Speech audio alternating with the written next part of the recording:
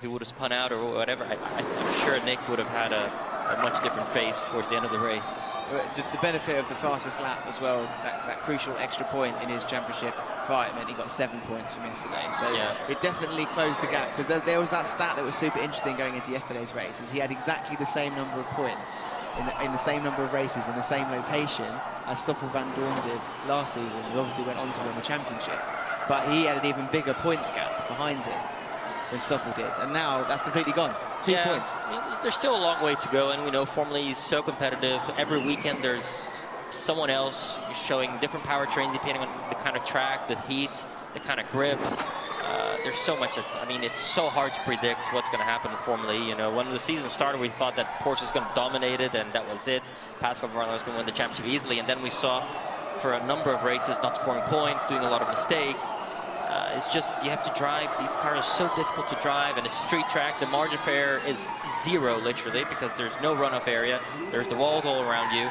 So it is very stressful, technical, and difficult for the drivers to get it right every weekend. So it's just about scoring points every weekend and being there. And if you're not, if you cannot manage to get a podium, score points, and that's what Nick Cassidy is doing. I mean, when he knows he doesn't have the package to win a race or be in the podium, he is scoring points.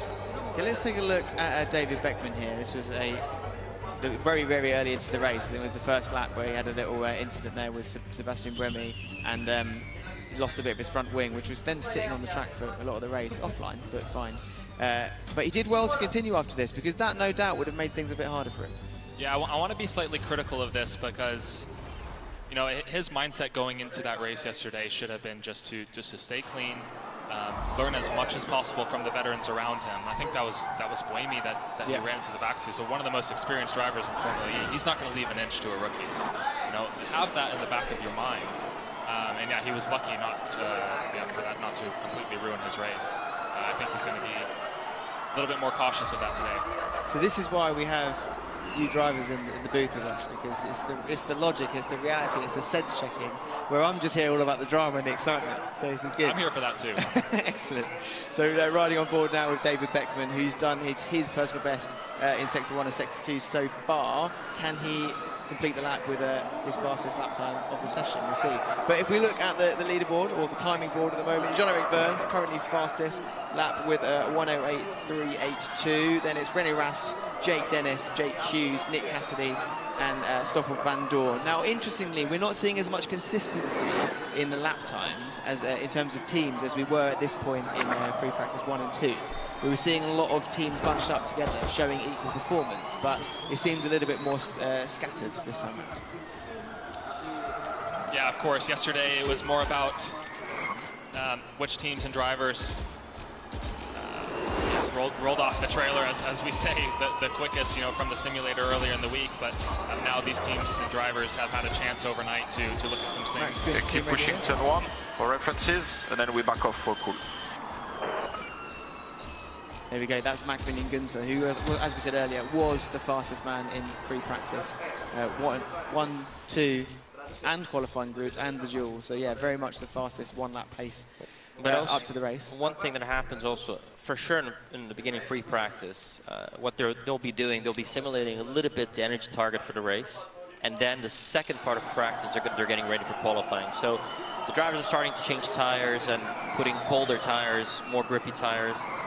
Which, you know, when they're colder, they have a bit more grip. When they start heating up, they lose a lot of grip. So now it's when they start coming to the pits, changing tires and prepping for qualifying, you know, so going for quali sims. And so now from now the last 14 minutes, we're going to see the times drop down a little bit, because they're going to be performing qualifying simulations, because right after this we have the qualifying session for the race. Absolutely, and that's evident by the fact there's only 6 drivers out of the 22 that have used their full power mode so far. So yeah, times are definitely going to drop off, as Nelson said.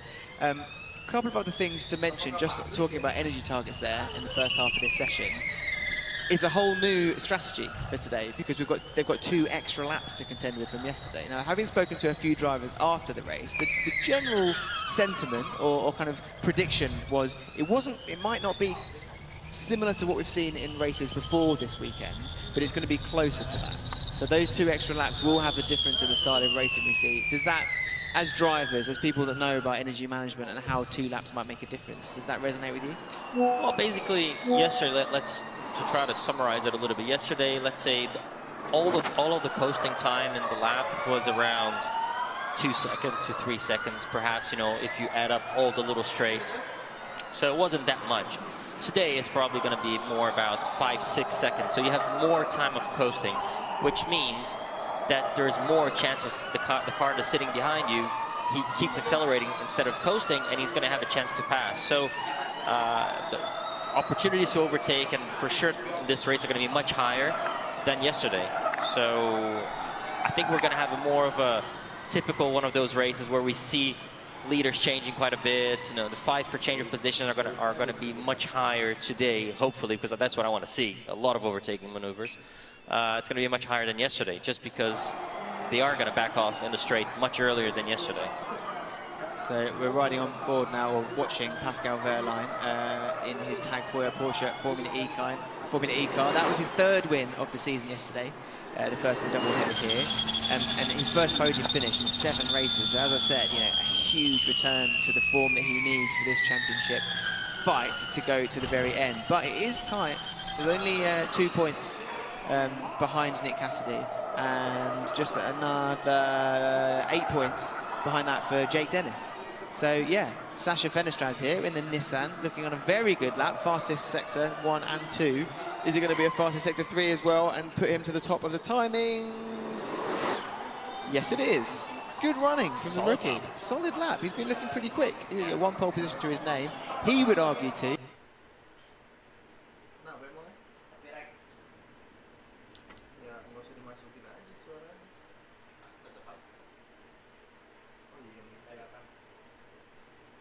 With Monaco.